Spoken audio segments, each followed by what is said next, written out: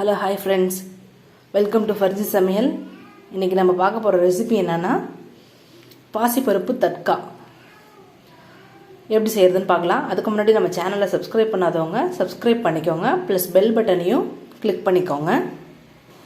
இப்போ இந்த பாசிப்பருப்பில் என்ன சத்து இருக்குதுன்னு பார்த்தோம்னா நார் சத்து அதிகமாக இருக்குது, புரோட்டீன் அதிகமாக இருக்குது. இது நம்ம உடலில் பாசிப்பருப்பு அதிகமாக சேர்த்துக்கிட்டோம்னா கொலஸ்ட்ராலை குறைக்க செய்யுது, அதோட டைஜஷனும் ஆகிடும். இப்போ இதுக்கு தேவையான பொருள் என்னென்னு பார்த்தோக்கா, பாசிப்பருப்பு 1/2 கப்பு, மஞ்சத்தூள், மிளகாத்தூள், வெங்காயம், தக்காளி, 3 டீஸ்பூன் நெய், பெருங்காயம், 1 டீஸ்பூன் ஜீரகம். இப்போ எப்படி செய்யலாங்கிறத பார்க்கலாம்.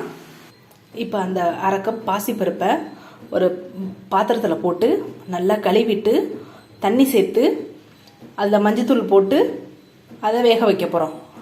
பாசிப்பருப்பை எப்படின்னு பார்க்கலாம். இப்போது அடுப்பில் வச்சு பாசிப்பருப்பு தண்ணி மஞ்சள்லாம் ஊற்றி வேக வைக்கிறேன். இப்போ பாருங்கள், பாசிப்பருப்பு நல்லா வெந்துருச்சு. இதை இப்போ நம்ம வேறு ஒரு பவுலில் மாற்றிக்கலாம்.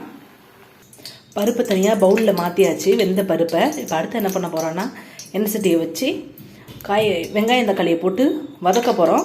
ஃபஸ்ட்டு என்னென்னா 3 கரண்டி நெய் போட்டிருக்கோம்.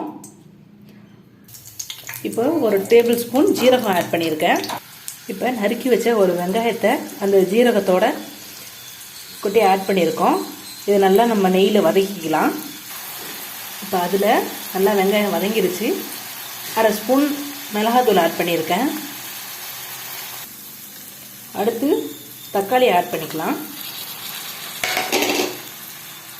தக்காளி நல்லா வதங்கிட்டுருக்கு. இப்போ அது கூடவே 1/2 டேபிள் ஸ்பூன் பெருங்காயத்தூள் ஆட் பண்ணிக்கலாம். ஆட் பண்ணியாச்சு. வெங்காயம் தக்காளிலாம் நல்லா வதங்கிடுச்சு நெய்யிலேயே. தேவையான அளவு உப்பு சேர்த்துக்கோங்க. இப்போ இந்த வேக வச்ச பாசிப்பருப்பை நம்ம இந்த எண்ணெய் சட்டியில் போட போகிறோம். இப்போ இந்த பாசிப்பருப்பை போட்டாச்சு. இப்போ இதை அப்படியே மிக்ஸ் பண்ண வேண்டியது தான்.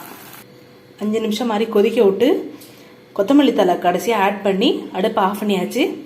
சுவையான பாசிப்பருப்பு தட்கா ரெடி. இந்த பாசிப்பருப்பு சருமத்துக்கும் நல்லது, இதயத்துக்கும் நல்லது. இதை ட்ரை பண்ணி பார்த்துட்டு கமெண்டில் சொல்லுங்கள் ஃப்ரெண்ட்ஸ்.